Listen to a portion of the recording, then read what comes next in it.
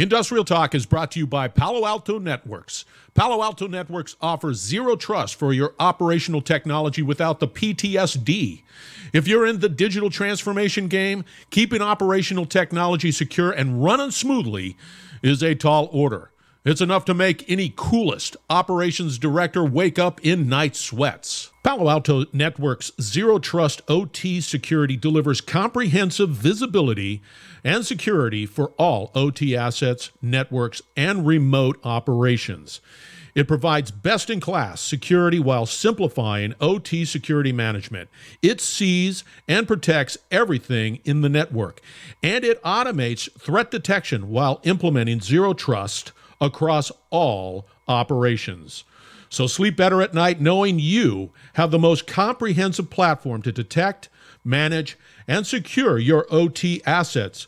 Learn more about the Palo Alto Networks Zero Trust solution. Go out to paloaltonetworks.com. That's paloaltonetworks.com. Find out more. You will not be disappointed. Welcome to the Industrial Talk Podcast with Scott McKenzie. Scott is a passionate industry professional dedicated to transferring cutting-edge, industry-focused innovations and trends while highlighting the men and women who keep the world moving.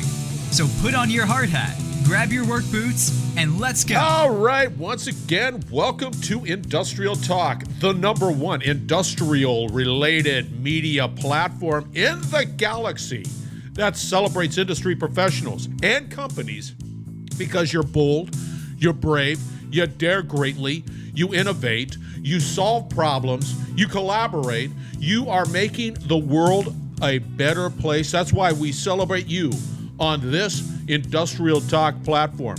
In the hot seat, we have a gentleman by the name of Michael Israel. We're going to be talking about field service, what that means, why it's important, and also the topic of completed staff work. Nope, I don't know anything about it. Michael does. That's why this conversation is so important. Let's get a correction. So if you're out on the video, if you're saying, my goodness, Scott, what is going on with your eyeball? What's going on with your nose? I had a bit of a procedure done and had something removed from my nose. And of course, it created a black eye. But it doesn't matter. It looks manly. That's what I say. There's nothing I can do about it. But I was glad to get it done. They did a great job. I think they did a great job. I have no comparison. But if you're out there and you're distracted by the nose, get past it. It's just going to be there for a little while. But hopefully I'm on the mend with no problem. All right, I alluded to this. This platform, this ecosystem that we're creating at Industrial Talk, if you are truly interested in being a part of it and sort of highlighting your voice, your blogs, your videos, Industrial Talk is here for you. It is important for us, Industrial Talk, the team Industrial Talk, to be able to sort of, I don't know, we want to get that message out. We want to be able to tell the message of industry around the world. We want to be able to do that. And we want to use this platform to do it because there's a lot of people, a lot of individuals, a lot of companies that don't know, that need to know, because we need them to succeed. And to succeed, we need to collaborate. We need to educate. And of course, there is this huge innovative component associated with that. So that's what we're really very much focused, that education, collaboration, and then talking about all the wonderful innovations that you, industry and companies, are doing out there around the world. That's why we're here. Now, this field services, I take it for granted. I didn't know anything about it. I just, my refrigerator goes down. I call somebody. They come on out. They fix it. Boom, done. But there's a lot of work that goes in there, and this was a really interesting conversation, and I just love the fact that Michael is passionate about it, as well as the company Zuper, Z-U-P-E-R, all into this field services technology. There's a lot that goes on. And I want a skilled technician. I want somebody to get it done right the first time. And Zuper and individuals like Michael, they're making that happen. So without further delay, here's Michael. Hey, Michael, welcome to Industrial Talk. Thank you very much for finding time in your busy schedule to talk to the best, I say the best listeners on the face of this earth. Well, I'm doing great, but thanks for making time for me as well. And I'll let you know when we're done if I think it's the best. How's that? We're the number one industrial related podcast in the universe right here, right now. Yeah, right here. And it's all backed up by data. Okay, never mind. I don't need to tell you. You know it already. It's all fluff. Anyway, it's really nice to be here. Nice to be part of your show. I really appreciate it. I really appreciate the opportunity. Definitely. All right, listeners, we're going to be talking a little bit about field services. We're going to be talking about a principle, a concept. I've called it completed service work. And Michael's going to go into some details. So I would say and suggest that this is a paper and pencil opportunity. It is. So get your paper and pencil out because this is going to be a great conversation. But before we get into that conversation, Michael, give us a little background, a little 411 on who Michael is. Sure. I have been in the business of field service, and I'll explain that a little more in just a moment, for 50 years or more. I started working for IBM when I was 19 years old, so many years ago. I started as a night dispatcher for field service technicians and a parts room clerk. And I spent 12 years with IBM, and I ultimately ended up in Seattle as part of the regional headquarters staff. I spent another 6 years with a hardware manufacturer based out of Denver, Colorado, where I managed all the field service operations and the parts room and the tech support center and the dispatch center, et cetera, both domestically and internationally. And I was there for about 6 years. And then I moved into the software space, and I've spent the last 30 plus years with some of the major software companies that provide software for field service business operations. I've also been a field service analyst at 3 of the major analyst firms, and that pretty much summarizes the 50 years plus that I've spent in the field service industry. Define field services. Sure. Field service, it's really interesting that you asked that question, because most of the time when people ask me what I do, and I tell them, well, I work for a software company, and they say, well, what kind of software? And I say, field service software. And the question that inevitably comes out of their mouth is, what is field service? Same thing you just asked. And it's not surprising, but in a way it is surprising, because field service activities surround us every single day. If you think about your house, for example, and just think about any appliance in your house, let's talk about your water heater. And all of a sudden your water heater produces a leak of some kind, and you need to call a plumber or somebody to come and fix your water heater, or maybe replace it with a brand new water heater. That person that comes is a field service person, and they do the installation of the equipment, whether it's your water heater or the faucets in your sink or your air conditioning system or the lighting control electronics in your house or whatever you have. Whoever is doing that is a field service person. People that mow your lawn are field service people. People that go into grocery stores and convenience stores and fix the point of sale systems or install them or fix the refrigeration units in their grocery stores. People that go into operating rooms and calibrate the MRI equipment and the CT scanners and calibrate and install and repair the robotic surgical arms. Those are all field service people. People that go into clinics and hospital rooms and do something as simple as replenish the hand sanitizer that is in the unit on the wall. Those are field service people. So if you go ahead, I see what's interesting is to ask a question here. No, it's not that. It's a profession that, to a certain extent, we take for granted. Like exactly, like you were saying, that hand sanitizer, it's still full, but it happens. It's pretty cool. Yeah, it happens. And doesn't happen because the nurse changes it. It happens in most cases because there's a company that comes around and resupplies all of that hand sanitizer in all of those units. So, as I said, field service is all around you every day.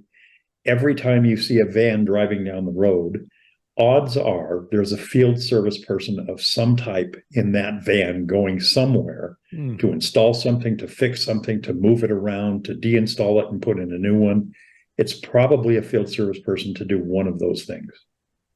I have to ask the question about Zuper, which is the company that you work with. They have the technology or the platform to be able to properly manage, because it would seem to me there is the potential for field services to be like herding cats.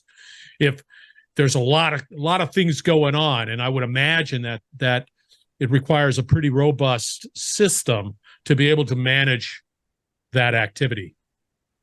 Yeah, you're exactly right. And let me give you an example of how things have progressed over the past 5 or 6 decades that I've been in the business.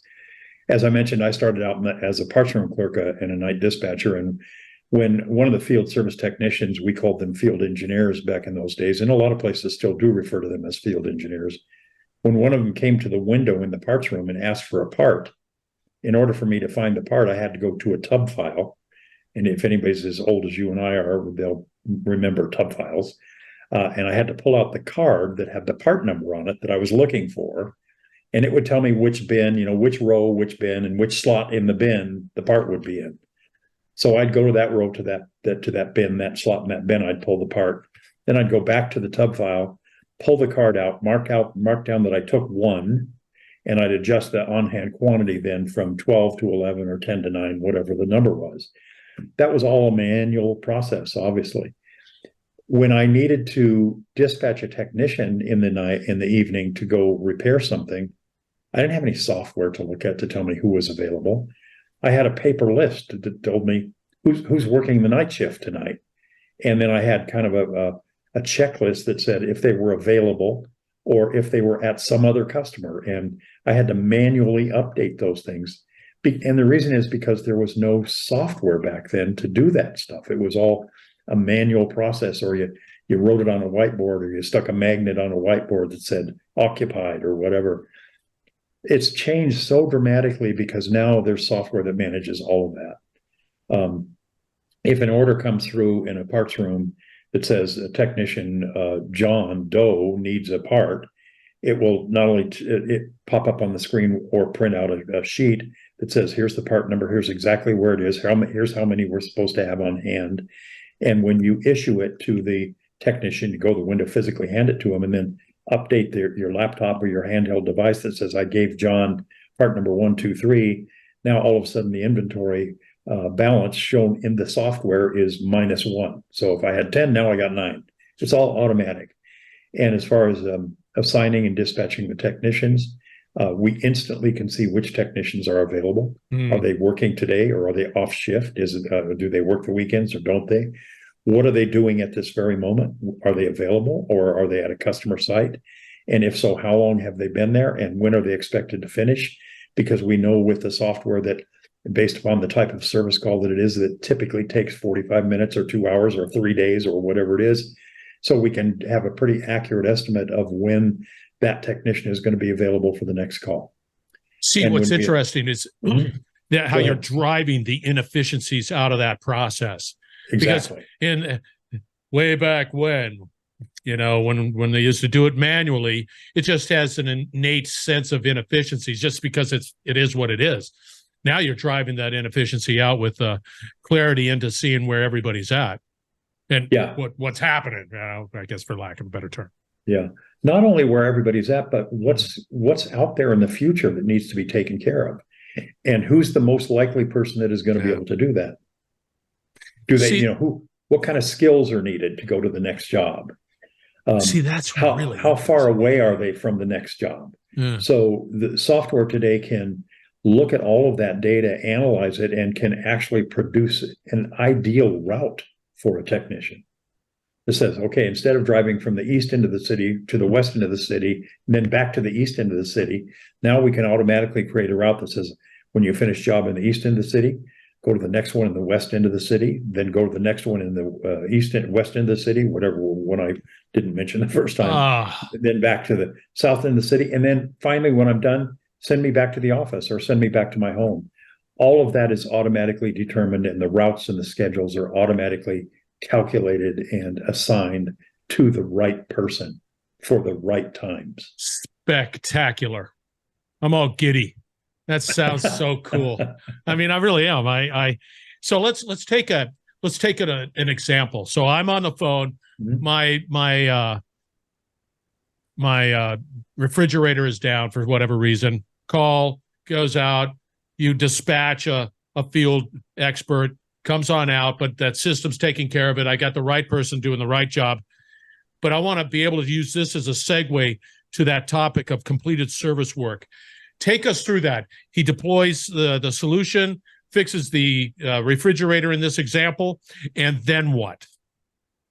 Well, I'm gonna divide that into two parts, Please. okay, and talk about it from what is the technician doing now versus and what is he going to do when he's done. So what is the technician doing now? That's part of the completed service work philosophy as well. If the technician has the right skills, then most likely they're going to be able to correctly diagnose and fix your problem. If they have the right parts in their van, which the software will help them determine, then they're going to be able to fix your problem on the first visit, rather than having to say to you, I need to go back to the shop and get a part, and then I'll come back tomorrow. Or I need to go back to the shop, see if we have it. And if we don't have it, we're going to have to order it. And then I'll have to call you and tell you when I'm going to be able to come back. If they have the right skills, the right parts, and the right attitude, and that comes in with the next part of the discussion about completed service work, that is an important part of the whole completed service work concept.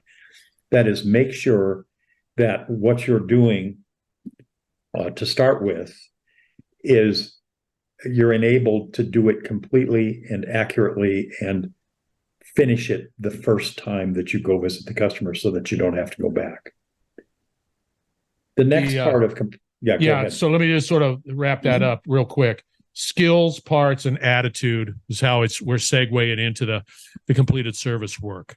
And I'd say, I think that's correct. Let's add one other: skills, parts, attitude, and timeliness. Timeliness, yes. So how frustrated are you today, for example, if you place a service call for your water heater, just to stick with an example we talked about already. Yep. And the answer you get from the company that's coming is, well, we'll be there tomorrow sometime. We'll have to let you know. Unacceptable. Versus, we'll be there tomorrow. We're coming between 8 and 10 in the morning. And the technician that's coming is Joe. Yeah. Better. And then in the morning, you get a text or an email or both that says Joe is on his way. He'll be arriving in 15 minutes. And here's this picture. Right. I like it. So far. Yeah. That's all those are all the things and more that the technologies can do. Technologies like Zuber, like the company that I work for. So let's get to the other part of completed service work. And that is perhaps in the long run, the most important, I think. And that is, what does the technician do when he or she is done with doing your repair or doing your install or whatever? Let me give you a little background before I get into the details. Many years ago, as I indicated, I worked for IBM. And when I worked in Seattle for regional headquarters, I worked for a fellow that was a real character. And at IBM, a real character. Yeah, he was a character.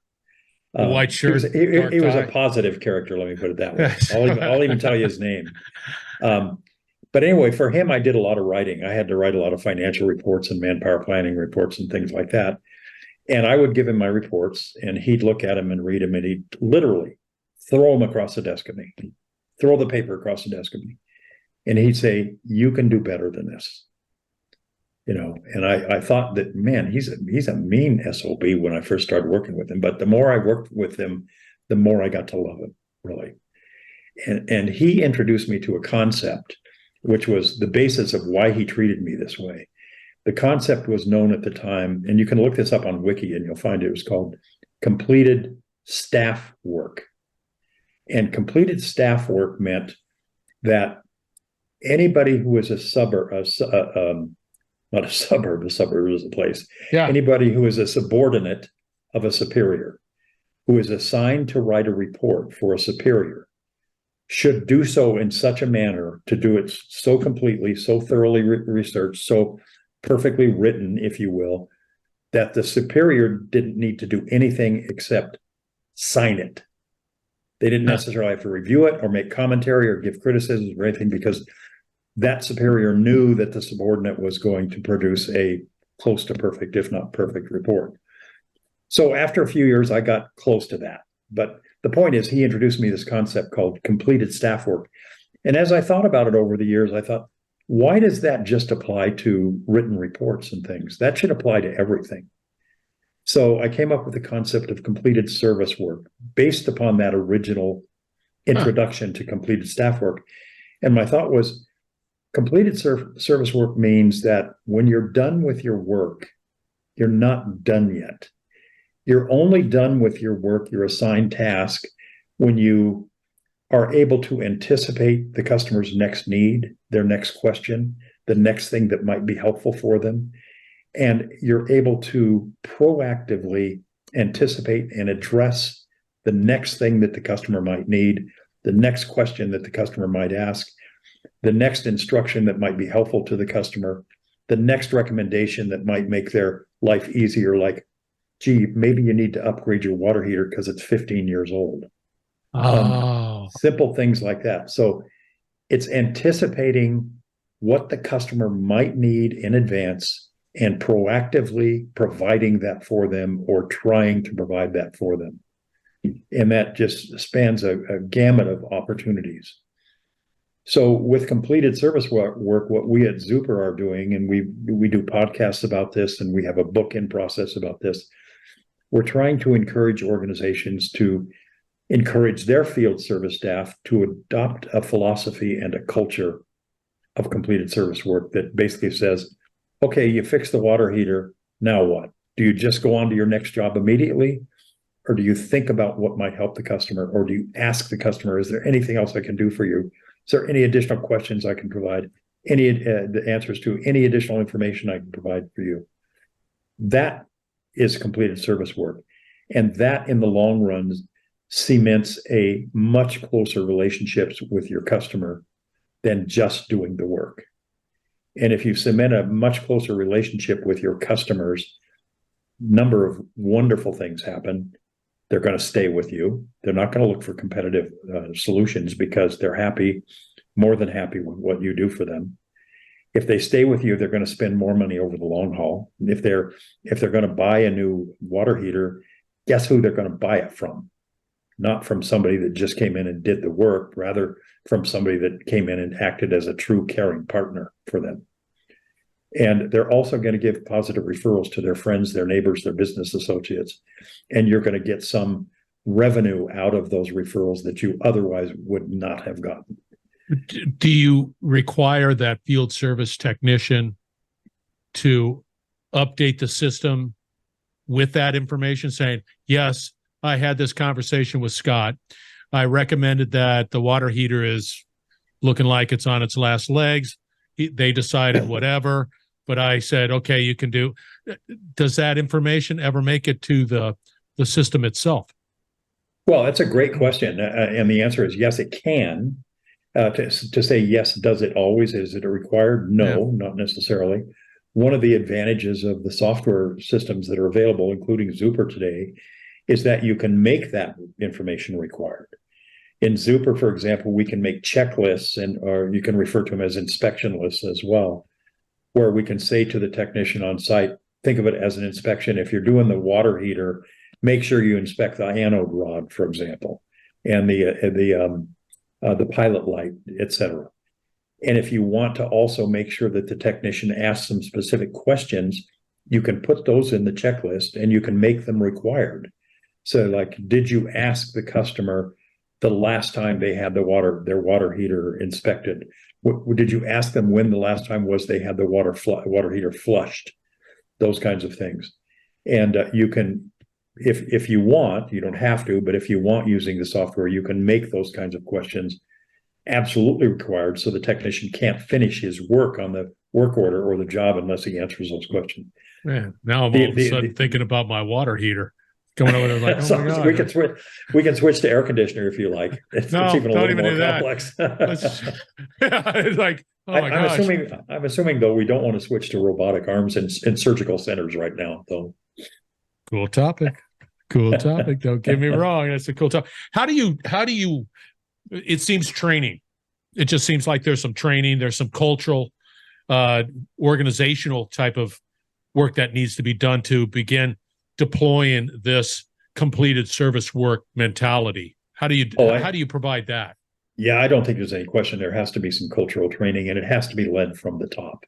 If you don't have management, senior management, fully embracing this philosophy and spreading the word about that philosophy and encouraging it and even rewarding people when they exercise according to that philosophy and that culture, then it's not going to happen. I'll give you an example. I think not too long ago, speaking of air conditioners, I had a semi-annual inspection. You know, you can sign up with most HVAC companies. You can sign up to have them come and inspect twice a year. So the guy was here to inspect my air conditioning systems, and he did his job. I guess, I don't know, because he didn't talk to me about it afterwards. He just handed me his handheld device and said, "Could you please sign?" Yeah. And of course I signed because it was part of my contract and I didn't owe any extra money, and they didn't encourage me to buy other stuff at this time. But he didn't tell me what he did. He didn't give me any advice on how to make sure that I'm, using my air conditioning system in the most efficient manner possible. And I thought, the guy did his job, but I'm not going to keep my contract with this company. I'm going to get a contract from another company. That's the difference, right? So I don't know how to further explain it. No, he did an adequate job, but he didn't finish anything having to do with completed service work. See, we've all experienced that. You'd be lying if you said you'd never have, because I know that you have. I'm pointing at you people out there in the video. We've all experienced it, where there's a noticeable difference of somebody providing services that go that extra mile, that talk about, hey, this, that, and the other thing. I did this. I cleaned this out. This was good. This looks fine. You get a little weak here, whatever the details associated with that, versus somebody that just comes in, flies in, flies out. And it just seems to me that if I was the owner of a company that provided field service solutions, I would require that, because it's bottom line value. It creates that customer stickiness that's so valuable, right? Yeah, exactly. And to answer, I think the other part of the question you asked is, how do you encourage that? And I talked about it's got to be from the top. It's got to be in the DNA. And if people aren't exercising it, aren't acting according to that philosophy, then they need to be educated. And they need to be shown examples of how it works and what are the consequences of when it works. And I think companies can capture that information, and they need to be and they need to be shown examples or explained examples about when it doesn't work. And I think if they can put in some kind of recognition rewards that are presented to people occasionally because they exhibit that philosophy consistently, I think that's really important. Then that serves as an encouragement for the rest of the team. What's interesting? Yeah, go ahead, please. No. What's interesting to me is that what you're talking about, that going above and beyond, asking the right questions, showing that you care. I think that's applicable to not just field service. It's applicable to business in general, industry in general. Yeah, for sure. Yeah. I mean, come on, it makes sense. Yeah. Right. I mean, it just does. Yeah. There's no question about that. And I think you used the right terminology. You said showing that you care. Yeah. Show empathy, right? How would you like to be treated as the customer if you were on the receiving end of that service? Yeah. Would you like to have somebody take an extra minute with you, or 2 minutes or whatever, to help you understand better how to get better productivity and usage out of your product, out of your air conditioning system, whatever? Or would you rather have somebody come and just do what they need to do and then say bye-bye? I think the answer for most people is absolutely clear. I give you, and you know what the other thing is, there's an upside for the technician as well. When they're doing this and they're seeing that their customers are almost always, and I mean, certainly you can't please everybody all the time, but if you exercise in that manner, you exercise your duties in that manner, the vast majority of the time you're going to see your customers smile. They're going to be grateful. They might even hand you a tip. And for them, for the technicians, I think that engenders a sense of pride and a sense of value, a sense of worth. And if they have pride in their work, they have a sense of value, they have a sense of that they're contributing something valuable to the company, they're not likely to leave. Right? No. They're not going to be hunting around frequently for a job that pays 10 cents an hour or more or whatever. So there's an upside all across the board for the customers, for the technicians, and for the companies. Well, you're hitting on all cylinders. I really can appreciate this completed service work. I definitely have admiration for the field service technicians. It's not easy work. It's challenging. They deal with personalities like me. If my air conditioning is out, I'm not the nicest individuals. I'd like to consider myself being nice, but I'm hot, I'm miserable, and you know, and God bless them because it's excellent work. Michael, how do they get a hold of you? They're saying, I want to know more about Zuper and just all of you coming out with a book. How do they get a hold of you? Yeah, sure. And thanks for mentioning the book. We hope to have that out sometime first quarter of next year. Oh. And just for people's information, the title we think will be Completed Service Work, The Path to Sustained Customer Loyalty. Yeah. So there's a plug before the book is even published. So thanks for that opportunity. Anyway, they can get a hold of me in a couple ways. One, you can look me up on LinkedIn, Michael Israel. I always caution people, there's a very famous artist named Michael Israel. That is not me. So you might have to scroll down a page or two to find me. You can reach me through Zuper. My Zuper email address is Michael, Michael, at Zuper, ZUPER.co. So it's .co, not .com. Oh. I always want to point that out. A little zinger in there. Yeah, well, we're one of the .co domain is gaining much more popularity. It's being used by a lot of newer startup companies that want to really distinguish themselves as you know, pioneers, et cetera. So anyway, it's .co, Michael at Zuper.co. Well, fantastic, Michael. Thank you very much for being on Industrial Talk. All right, everybody, we're going to have all the contact information for Michael out on industrialtalk.com. So reach out, put that on your to-do list. Excellent job, Michael. Excellent job. All right, listeners. Thank you so much for having me. I really appreciate it. All right, we're going to wrap it up on the other side. Stay tuned. We will be right back. You're listening to the Industrial Talk Podcast Network.